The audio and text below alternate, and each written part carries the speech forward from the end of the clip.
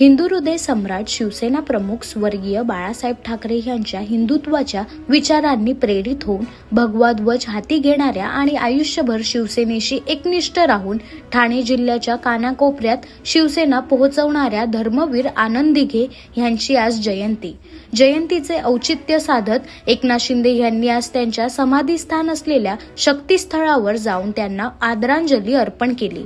त्यांचे कार्यालय म्हणून ओळखल्या जाणाऱ्या टेंभी नाका येथील आनंद आश्रमात जाऊन त्यांच्या प्रतिमेला पुष्पहार अर्पण केला। तसेच टेंभी नाक्यावरील त्यांच्या पुतळ्यालाही अभिवादन केले। यावेळी परिवहन मंत्री प्रताप सरनाईक, शालेय शिक्षण मंत्री दादा भुसे, जलसंधारण मंत्री संजय राठोड, माजी खासदार हेमंत गोडसे, आमदार मुरजी पटेल, माजी आमदार रवींद्र फाटक, माजी महापौर अशोक वैती, ठाणे जिल्हा महिला संघटिका मीनाक्षी शिंदे, कल्याणचे जिल्हा प्रमुख गोपाळ लांडगे, माजी नगरसेवक पवन कदम, माजी नगरसेवक राम रेपाळे आणि शिवसेनेचे सर्व प्रमुख पदाधिकारी आणि कार्यकर्ते मोठ्या संख्येने उपस्थित होते।